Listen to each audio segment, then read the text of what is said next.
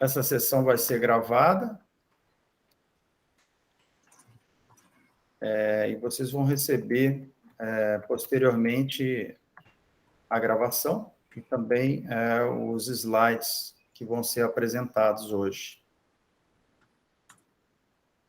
A sessão de hoje, ela vai falar especificamente de bancos de dados no Google Cloud, bancos de dados relacionais, não é isso, Juliano? Isso, bancos de dados relacionais. Bancos de dados relacionais no Google Cloud. Isso. Vamos ter uma outra sessão que a gente vai falar de outros tipos de bancos de dados também. E essa sessão faz parte do nosso programa Desvendando o Google Cloud. A gente tem tido, assim, semanalmente, sessões sobre o Google Cloud. A gente já fez um overview, já falou de storage, já falou de Compute Engine e Operation Suite e App Engine também. Hoje a sessão é sobre bancos de dados no Google Cloud com o Juliano. Juliano é cientista de dados, é certificado como Google Cloud Architect e Data Engineer. E eu sou o Vitor, sou gerente de marketing da K-Network.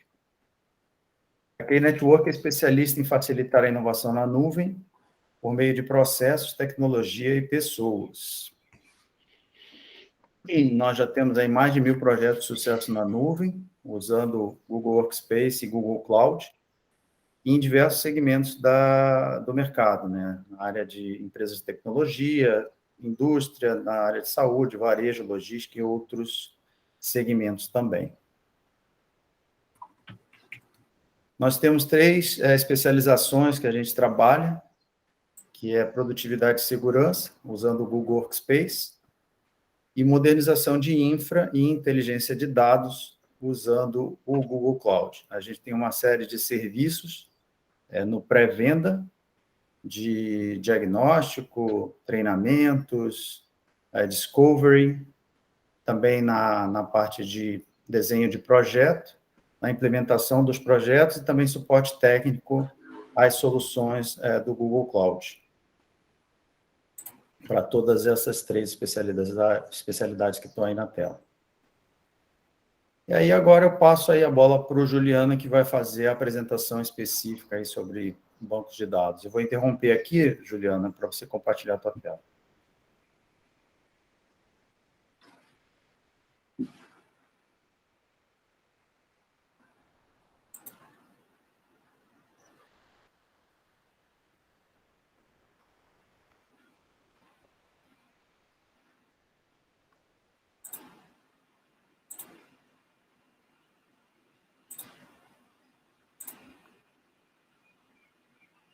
Está com o link aí?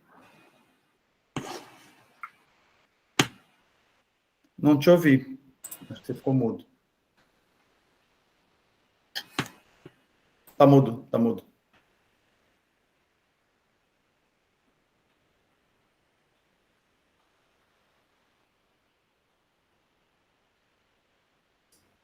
Beleza. Vocês estão vendo a minha tela? Voltou, só não está em tela cheia. Agora está. Tá, legal. Então, tá bom. Então, vamos lá. Eu coloquei aqui, bom, a palestra de hoje, o workshop de hoje, o Desvendando o Google Cloud, como o Vitor apresentou aí, ele está anunciado como bancos de dados no Google Cloud, mas a gente vai focar especificamente em bancos de dados relacionais, porque depois, quando a gente chegar na parte de armazenamento, aí daí eu vou falar um pouquinho mais sobre isso. A gente vai falar do Cloud SQL, especificamente. E os bancos de dados que são não relacionais, que são os bancos de dados NoSQL, esse a gente vai falar quando a gente estiver falando sobre Big Data e soluções de inteligência de dados e que estão mais associados com essa parte, né? Então, eu coloquei aqui mais ou menos uma agenda do que a gente vai falar, uma visão geral, né? Por que se usa o Cloud SQL, algumas formas de otimizar e tal, e uma finalização onde eu vou falar de alguns limites aí da ferramenta. Muito bem, o que é o Google Cloud e o que ele oferece, né? Então, o Cloud SQL são bancos de dados, né? E são serviços de armazenagem. Então, aqui eu tenho listados os serviços de armazenagem que tem disponíveis na plataforma do Google, que daqui para frente eu vou chamar de GCP, que é Google Cloud Platform, né? A gente chama de GCP. Então, essas aqui são as ferramentas de armazenagem de dados no GCP. Tem o Cloud Memory Store, que, na verdade, faz o papel de cache, né, de dados em memória para aplicações. As aplicações usam como cache para poder acelerar, né? Fazer a aplicação ser mais rápida, com conteúdo estático, por exemplo. Ele é o equivalente aí ao Redis, né? Que o pessoal usa aí também aí fora. Tem dois conjuntos básicos de bancos de dados relacionais, que é o Cloud SQL, que é onde a gente vai falar hoje, e o Cloud Spanner, que eu vou falar um pouco dele também agora. O Cloud Data Store, o Cloud Big Table e o BigQuery são produtos NoSQL que eles estariam mais relacionados com a parte de Big Data, né, para armazenar e lidar com quantidades de dados assim muito grandes, né, pesadas e tal. E são bancos de dados usados para análise de dados, para armazenagem de dados não estruturados, onde a gente, como eu já falei, a gente vai falar mais deles lá na parte de Big Data, né? O Cloud Storage é uma armazenagem de arquivos binários ou de objetos, né, de blobs normal, de arquivos que é usado, na verdade, na armazenagem, ele é usado quando a gente faz exportação de dados para dentro do Google, e importação, a gente sempre passa inicialmente pelo Cloud Storage. O Cloud Spanner, ele é um banco de dados relacional e transacional, tal qual são os bancos de dados relacionais que a gente conhece, né? SQL Server, MySQL, Oracle, Postgres e esse pessoal aí. Só que ele é proprietário do Google e ele tem uma diferença fundamental que ele é para escalas enterprise, né? Tipo empresas que necessitam de alta disponibilidade e velocidade de acesso a aplicações que estão rodando worldwide, né? Como se diz.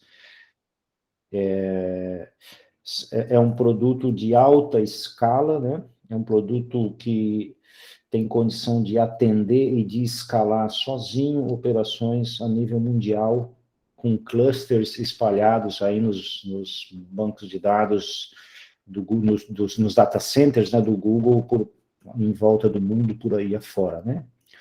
A gente não vai falar muito dele hoje, não vamos falar mais dele, o que a gente vai falar dele hoje é isso, porque ele é um produto enterprise e nós não temos nenhum cliente que utiliza essa ferramenta, porque são clientes mais a nível mundial e enterprise.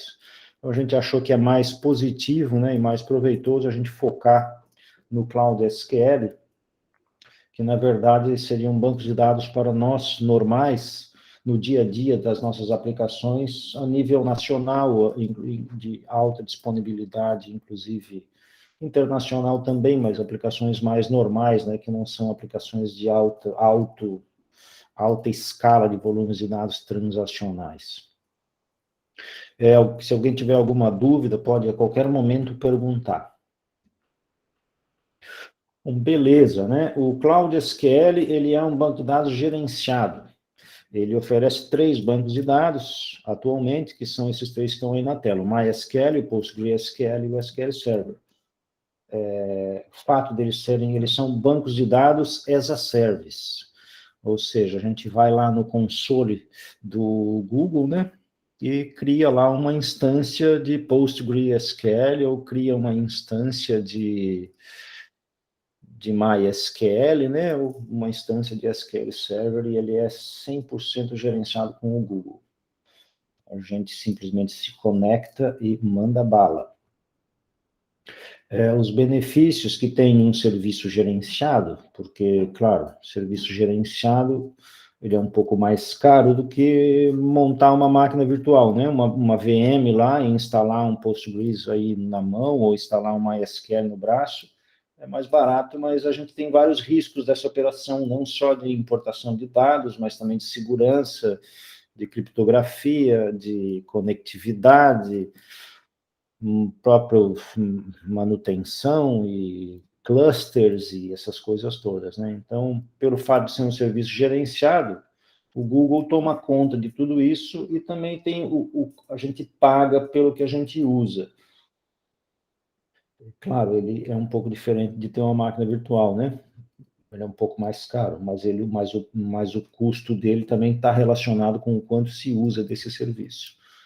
E também existem ferramentas de terceiros aí que o Google tem parcerias com empresas externas, né, no caso, que oferecem serviços de monitoramento, serviços de manutenção ou de leitura dos dados ou de replicação dos dados do Cloud SQL conectados assim nativamente.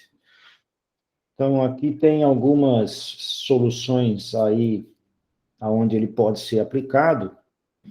Quem já trabalha e é desenvolvedor ou já tem aplicações que utiliza o MySQL, por exemplo, né? Na verdade, é um banco de dados perfeitamente compatível com as versões originais desses bancos de dados, porque são os próprios, né? Não é uma versão específica do Google que representa aquele banco de dados, é o próprio banco de dados mesmo, é o próprio MySQL, é o próprio Postgre, só que eles são gerenciados pelo Google automaticamente lá nos processos de DevOps de dentro do Google, onde eles fazem deploy do código-fonte do MySQL, fazem atualização das VMs onde eles estão rodando, tomam um cuidado para que está sempre disponível, né, para que os backups estejam sempre funcionando, e ele são aplicados, né, em aplicações do dia a dia, como serviços software as a service, ou e-commerce, né, WordPress,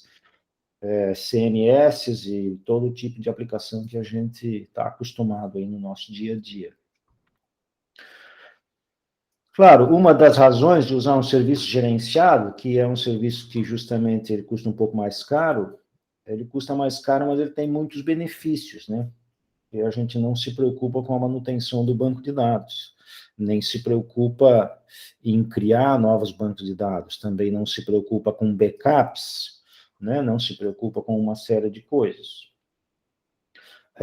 Foca no desenvolvimento, né? Então, claro, aqui, enfim, a gente foca, né? O você somos nós, né? A gente foca em adicionando valor à nossa aplicação, com código, com funcionalidades, enquanto que o banco de dados fica totalmente gerenciado pelo Google e pode ser monitorado pelas ferramentas de monitoramento do Google também, né?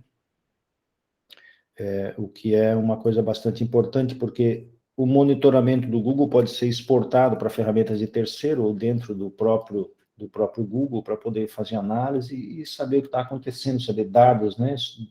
E como está se comportando a aplicação com relação às suas conexões com o banco de dados.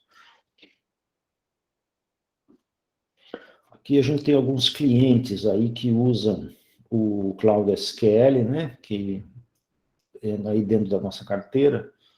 Gostaria de chamar a atenção aí a Metrópolis, por exemplo, que é um dos portais aí de notícias mais acessados do Brasil, não sei se é o primeiro, é o segundo, está entre os primeiros mais acessados. Eles têm, a aplicação deles é um WordPress. Claro, não é um WordPress normal, é um WordPress próprio já deles, que eles mesmos vêm trabalhando há muito tempo nesse WordPress para transformar o portal deles como é hoje, né? E eles têm algumas instâncias de WordPress lá sendo executadas, e o banco de dados é o MySQL no Cloud SQL, funcionando sem nenhum problema, né? Com uma instância gerenciada, com clusters, com réplicas, né? Read réplicas e coisas desse tipo, alta disponibilidade, backups no point in time e coisas do tipo. A Ticaltec também, eu gostaria também de chamar a atenção que eles são uma empresa que fazem bastante análise de dados, e eles têm bancos de dados grandes também, que também usa o Cloud SQL. Em grande peso, né? Terabytes, da ordem de terabytes. Nós também usamos aqui dentro para muitas coisas, e temos o gestor de assinaturas, né? Que é o nosso produto aí que usa, e temos aí outros clientes que tem aí na nossa base, que também tem produtos que utilizam e que a gente dá suporte, inclusive, para para o Cloud SQL. Bom, alta disponibilidade, dentro do GCP a gente temos aí regiões e zonas onde estão os data centers do Google, né? E a gente pode criar as instâncias de bancos de dados nos data centers aí que a gente quiser ao redor do mundo.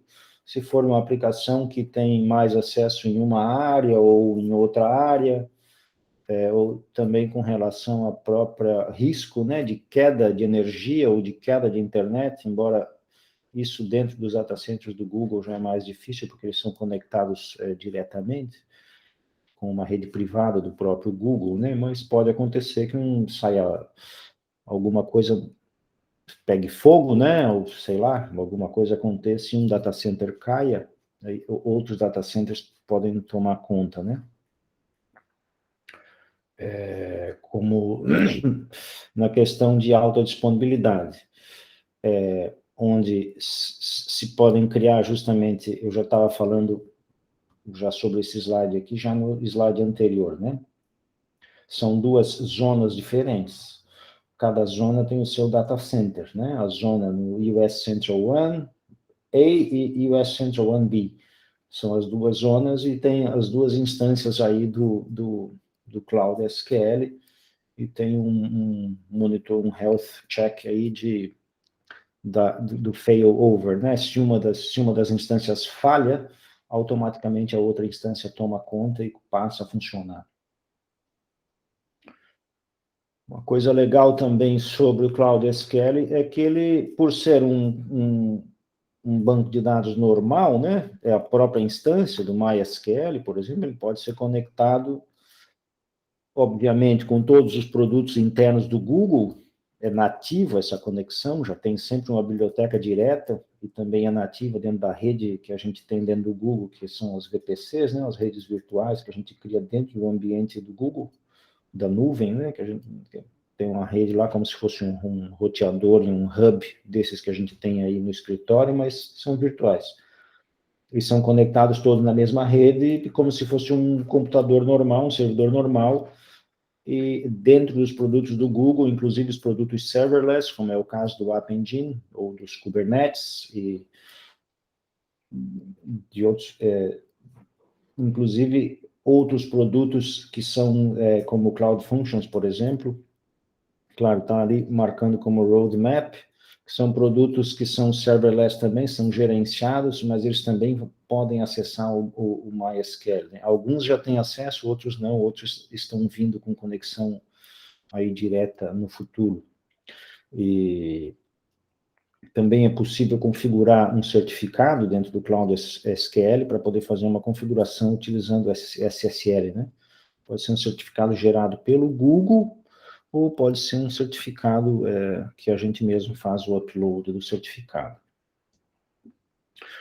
Aqui tem uns casos de uso, claro, justamente dessas integrações aí com os produtos do Google, né? O Cloud Storage, o Cloud SQL e uma aplicação rodando no Kubernetes. Por exemplo, arquivos que podem ser subidos ao Cloud Storage e restaurados dentro do Cloud SQL, né, de um MySQL da vida, um Postgres.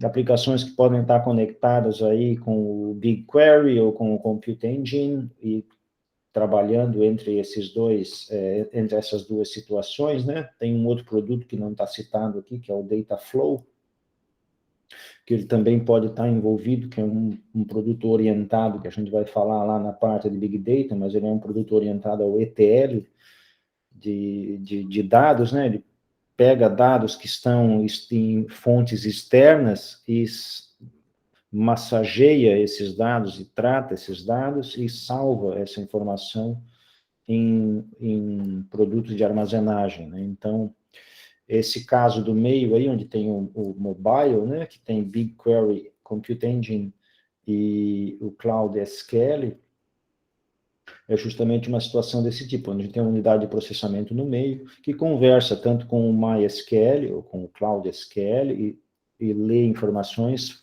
manipula e salva essas informações do BigQuery, por exemplo.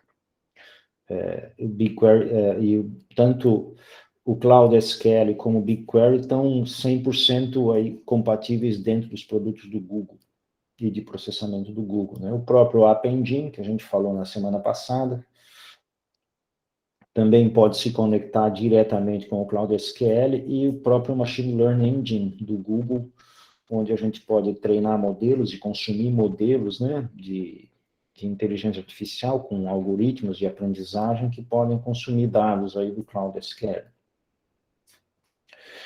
E também o Pub and Sub também pode estar recebendo informações e também jogando essas informações através de uma aplicação, como nesse caso ali do Kubernetes, para dentro do Cloud SQL. E são casos naturais do nosso dia a dia de combinação de produtos do Google que representam funcionalidades de aplicações que a gente tem no nosso dia a dia, né? Algumas aplicações utilizam algumas ferramentas de inteligência artificial, outras serverless, outras Kubernetes, outras cloud storage, e todas elas podem estar utilizando o Cloud SQL, entre outros armazenamentos, e tudo isso conectado, né? É importante grifar essa conectividade, porque quando esses produtos nativos estão conectados diretamente dentro do ambiente do Google, essa conexão é rápida e segura. E se isso significa que o Cloud SQL não estaria exposto, né, ao mundo exterior, não teria um IP externo, né, ele está seguro ali dentro, né, está fechado. E essas aplicações que são as pontas de saída, né, as bordas da aplicação para o mundo exterior, com outras capas de segurança, como a própria autenticação do Google, ou algum tipo de autenticação OAuth de algum terceiro que possa estar disponibilizando aí um hub de LDAP, por exemplo, ou coisas assim. Eu vou falando e eu já quase vou falando, eu já falei quase todas as transparências que eu tinha até o final, né? Mas, muito bem, compliance e continuidade, né? Claro, a segurança eu já falei ali, né? É bastante importante grifar que ele tem criptografia, que os dados podem estar criptografados, tem também controle de segurança por firewall, ele está fechado dentro de um firewall do Google, e ele é concordante com essas normativas aí de compliance, né? E, claro, a questão de disponibilidade e confiabilidade do Cloud SQL, a diferença entre uma empresa disponibilizar recursos internos para poder montar um banco de dados, né, subir uma máquina virtual, instalar uma MySQL, tudo bem que a gente pode pensar inicialmente, não, é só levantar a máquina, levanto um Debian lá, ou um Ubuntu, vou lá, dou um apt-get install MySQL, eu já instalo MySQL, restauro meus backups, está funcionando.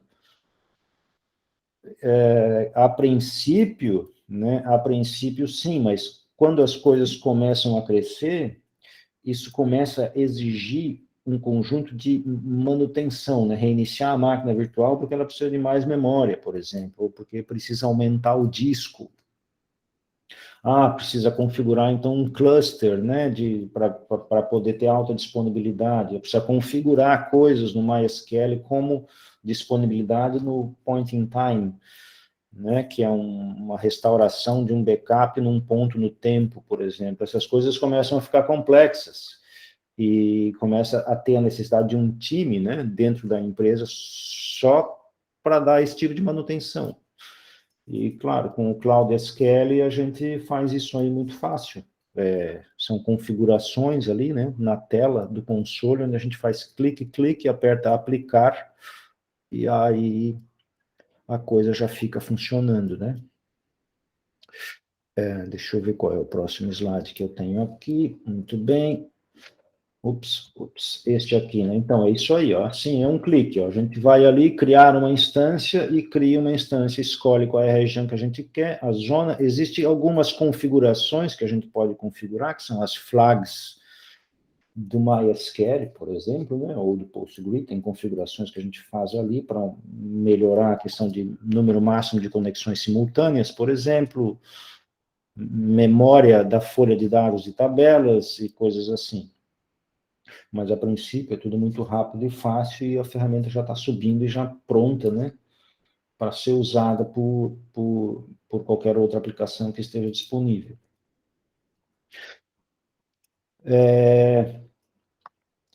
Justamente, a parte dele ser escalável, automaticamente, sem que a gente precise de um time de recursos, né, internos, um time especialistas, né, DBAs especializados em MySQL,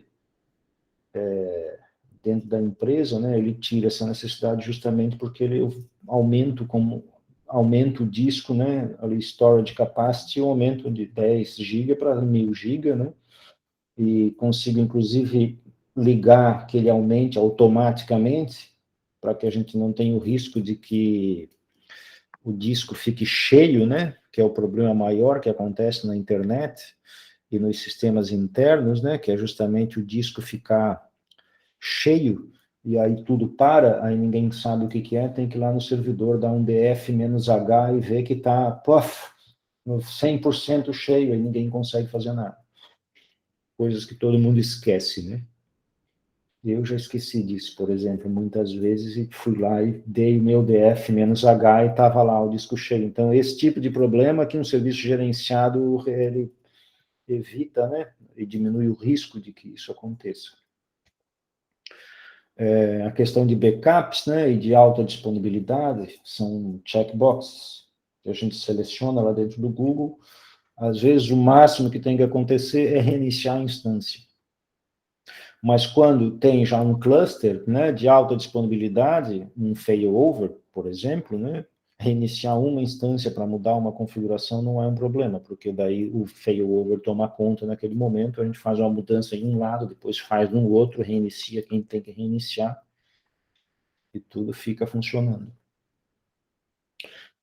E no dia a dia, né, no mundo real, o que acontece, né, para quem tem bancos de dados internos, né, os MySQLs da vida que estão aí dentro dos on-premises, né, das empresas, geralmente em VMwares, em máquinas virtuais internamente, né, como funciona o processo de migração?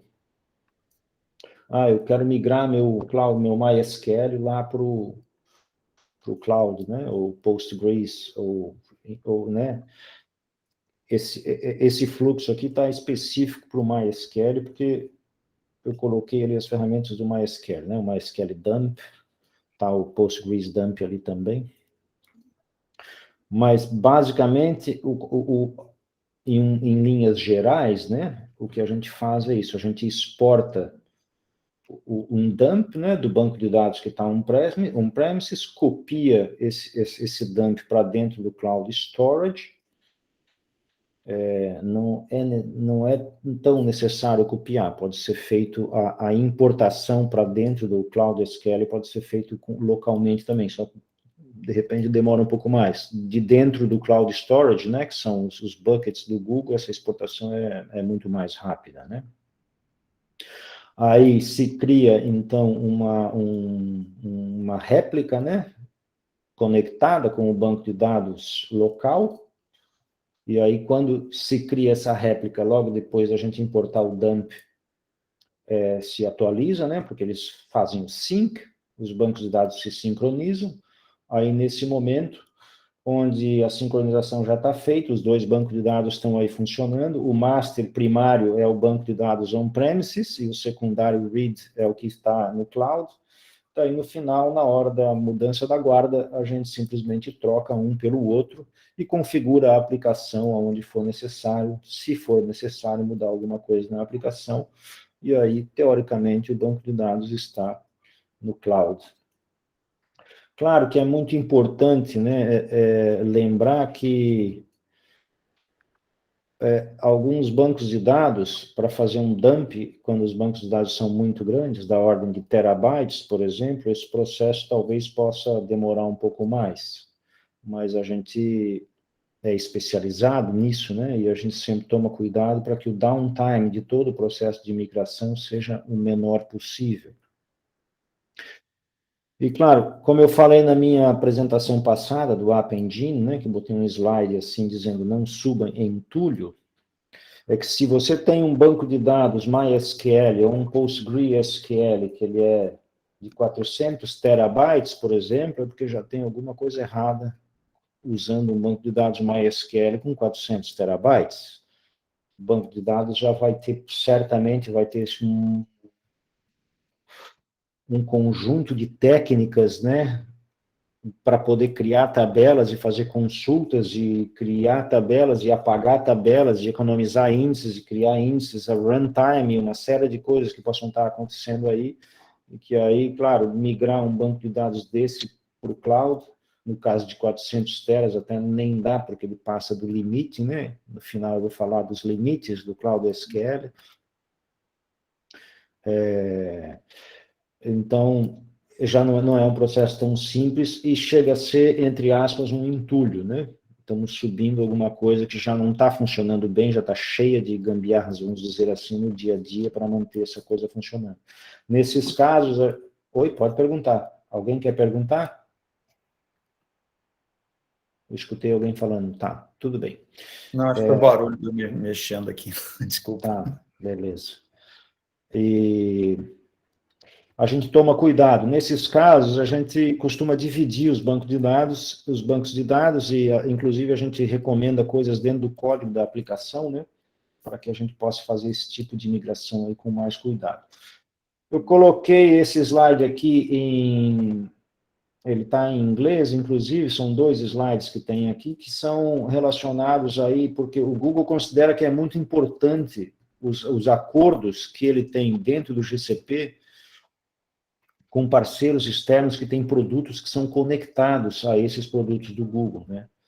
Então, tem produtos aí de monitoramento, produtos que gerenciam importação, tem produtos que ensaiam failover, tem produtos que fazem data warehouse, que conectam coisas, por exemplo, com performance, né? Otimizam a performance e fazem consultas de estatística baseado nos logs. O Google acha isso bastante importante. Nesse caso do Cloud SQL, eu estou citando esses 4 aqui, mas existem mais.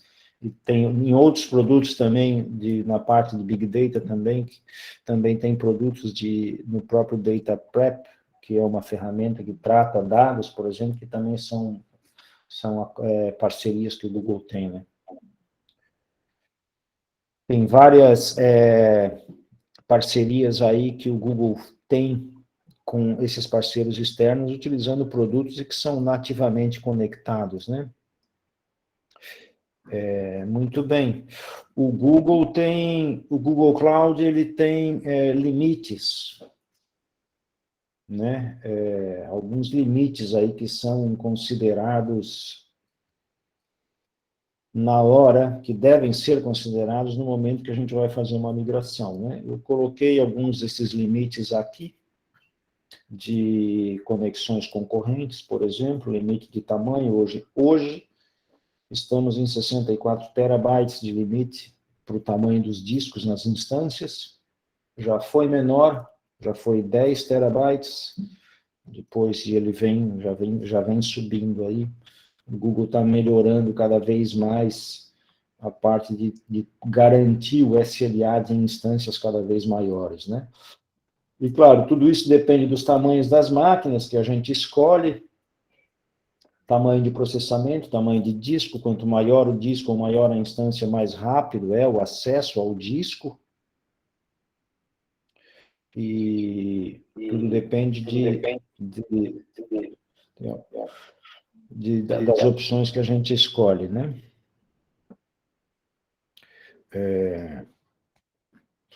Então, resumindo os conceitos aí de hoje, o Cloud SQL é um serviço 100% gerenciado, né, de banco de dados, que é fácil de configurar e administrar. E são 3 bancos de dados, aí faltou colocar um, é o MySQL, o PostgreSQL e o SQL Server. E uma das vantagens é que o time pode se concentrar no desenvolvimento, né, da aplicação e não tem nenhuma preocupação com hardware, né, com manutenção do banco de dados. Ele tem performance e escala, são gerenciados pelo próprio GCP, né, e tem a possibilidade de ser integrado aí com esses produtos externos. E são produtos desses parceiros aí que se gosta de mencionar, que são produtos que já agregam valor, né, ao produto do Cloud SQL. Eu gostaria, então, de grifar mais uma vez sobre os produtos de armazenagem do Google, que esses produtos, como o Cloud Data Store e o Cloud Bigtable, eles são bancos de dados NoSQL e que a gente vai estar falando sobre eles lá na próxima palestra, que está tratando de Big Data e análise de dados, inclusive o próprio BigQuery. No mês que vem, na verdade, essa aí. Ah, tá, no mês que vem, beleza. E era isso que eu tinha preparado para vocês hoje. Se alguém quiser fazer alguma pergunta, a gente está aberto agora para as perguntas, né?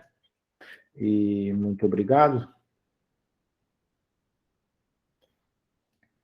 Só alguém tem pergunta? Ninguém colocou nenhuma pergunta aqui no chat hoje. Se quiserem fazer pergunta pelo chat ou ao vivo, podem fazer. Enquanto isso, eu vou fazer alguns anúncios aqui. Se puder passar esse slide aí para mim, por favor. Essa aí é a nossa jornada de modernização de infra. Para quem tiver interesse em fazer migração de workloads ou projetos para o GCP, para o Google Cloud, pode entrar em contato com a gente por meio desse link aí que eu estou passando, ou vocês vão receber essa apresentação também, tem o link lá. E aí vocês automaticamente ganham serviços aí de análise, orientação e mapeamento técnico para fazer o teu projeto, né? Se você tiver interesse em fazer a migração de um workload, de um projeto para o GCP, ou mesmo se você já estiver usando o Google Cloud e estiver precisando de otimização, você ganha alguns serviços gratuitos aí para fazer essas melhorias também. Deixa eu ver que alguém botou alguma pergunta aqui. Deixa eu ver. Não. O pessoal levantou a mão aqui, o Lucas. Quer falar, Lucas? Opa, boa tarde, tudo bem com vocês? Opa, tudo bem. Prazer. Eu tenho uma dúvida ali em relação ao Cloud Spanner. Ele pode ser utilizado para Big Data também? Ou é mais claro usar o SQL? Ele é um banco de dados relacional, né? E ele é um SQL, porque ele tem SQL, ele tem relacionamento, tem tabelas relacionadas e tudo mais. Ele é um produto proprietário do Google e ele é um banco de dados relacional transacional, tal qual a gente conhece. Ele só tem umas características diferentes com relação a particionamento de tabela, gerenciamento de chave primária, e que essas diferenças são cruciais no momento em que nós estamos modelando o banco de dados. Não é tão simples modelar um banco de dados para o Spanner quanto é para modelar para o MySQL, por exemplo. Porque no MySQL a gente tem um paradigma de regras de normalização, né, nos bancos de dados de SQL tradicionais, né, a gente tem a normalização, não repetir informação, e a gente deixa uma série de controles de integridade de dados por conta do próprio banco de dados. No caso do Spanner, ele está no meio entre os bancos de dados NoSQL e banco de dados SQL, no caso, né, Assim como a gente se preocupa com economia de espaço e integridade referencial no banco de dados relacional tradicional, e a gente não se preocupa com isso totalmente lá no banco de dados que não é relacional, no NoSQL, no Spanner a gente está bem no meio do caminho. Ele é um banco de dados que pode ser usado para uma aplicação normal, uma aplicação normal do dia a dia, né? Só que a única coisa que tem que levar em consideração é que ele pode ser um overkill para utilizar uma aplicação pequena, né? Ele é tipo assim, são para produtos do tipo Amazon, por exemplo, né? Que tem aí e-commerce com transações e integrações com APIs aí, milhares ou sei lá quantas aí que tem aí por segundo com transacional e lock, né? Lock de tabelas e coisas desse tipo. Então, ele é grande e ele é feito para isso, para resolver o problema grande e ter os clusters dele integrados, espalhados aí pelo mundo. Uma empresa de aviação, por exemplo, que viaja o mundo inteiro, que tem voos no mundo inteiro e gente comprando bilhete de passagem todo o tempo no site deles, né, de um lado ao outro aí ele é para esse tipo de aplicação, ele é pensado para isso, né? Então, de repente, se o tamanho da tua aplicação for algo aí para a ordem de, sei lá, 10 mil usuários por dia, por exemplo, ele é uma ferramenta muito gigante para esse tipo de aplicação. Mas ele pode ser usado, sim. Ah, entendi. A gente está pensando em implementar essa utilização aí do Spanner aí para o desenvolvimento de uma fintech, sabe? Então, hoje a gente tem aproximadamente 6 mil clientes, 7 mil, e é uma grande escala, né? Se for levar em consideração. Tá, e vocês já têm alguma aplicação feita ou vocês estão começando do zero? Temos. Então, a gente usa hoje o Cloud SQL, né? Mas a gente quer expandir isso, entende? A migração para o Spanner não é direta. Migrar um banco de dados do Cloud SQL para o Spanner, assim como se fosse migrar do SQL Server, por exemplo, para o MySQL ou vice-versa, né? Uma migração tipo do MySQL para o SQL Server, a gente gera um script lá daquele, passa o final de semana tomando Coca-Cola e escutando rock and roll ali, arrumando as coisas no script para deixar o script compatível um com o outro, mas o conceito de relacionamento, de tabelas, de chave primária, isso é tudo igual praticamente, né, os conceitos. A gente só tem que arrumar a sintaxe do SQL e talvez alguma store procedure que não seja compatível, ou alguma criação de índice e tal, mas que tudo é resolvível. No Spanner não é assim. As tabelas precisam ser criadas com as chaves de indexação são diferentes, a maneira como se cria os índices são diferentes, o particionamento das tabelas, né, o shred das tabelas é diferente, então ele é mais complexo. Mas, claro, se há tempo, né, para fazer isso, é possível, se pode fazer, né? Qual é o tamanho do banco de dados de vocês, do Cloud SQL? Hoje, aproximadamente, tu diz de registro ou tamanho de memória, né? Em megabytes, em bytes, no caso, né?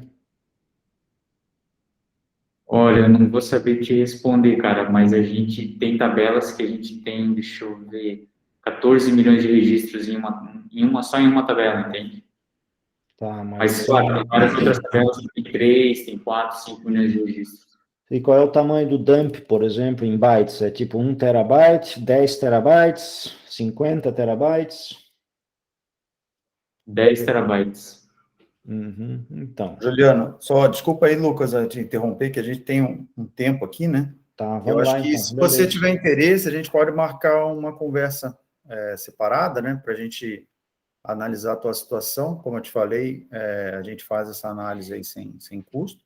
A gente só precisa saber alguns detalhes a mais, aí você pode entrar em contato com a gente no contato@keynetwork, ou então até peço para alguém entrar em contato com você para marcar um horário para a gente conversar. Mesma coisa se outras pessoas tiverem casos específicos que precisem da nossa ajuda para analisar a situação, enfim, ou ajudar no início de um planejamento, ou eventualmente até no próprio planejamento de migração, de utilização do Google Cloud, a gente vai marcar sessões específicas, né? Porque aí é um assunto que diz respeito realmente àquela pessoa, àquela empresa. Então, te peço para entrar em contato conosco, Lucas, ou alguém vai te procurar também para a gente agendar um horário, tá bom? Beleza, valeu, obrigado. Obrigado aí por responder.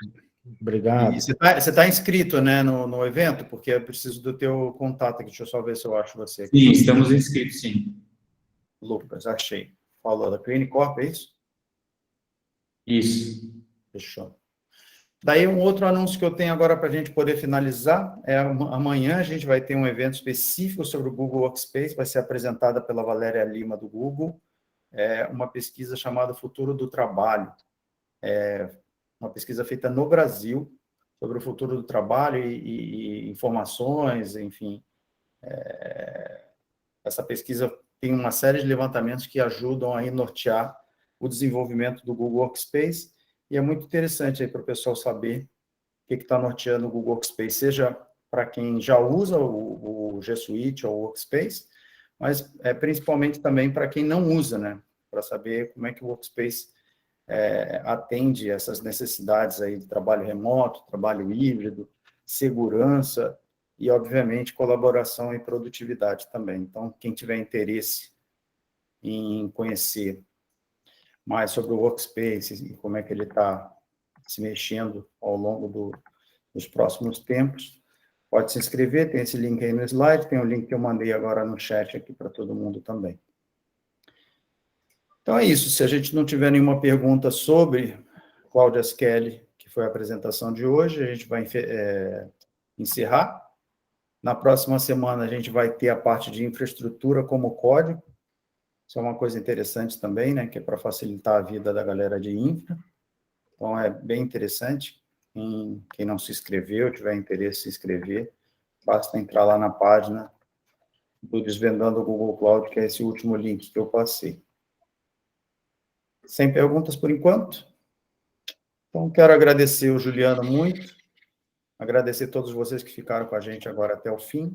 Vocês vão receber a gravação e também os slides por e-mail, para que possam assistir ou acessar posteriormente. Se precisarem de alguma ajuda com algum projeto, contato@keynetwork.com.br, ou então entrar no nosso site, tem um formulário de contato também. Tá bom? Valeu, Juliano. Obrigadão. Falou, pessoal. Obrigado.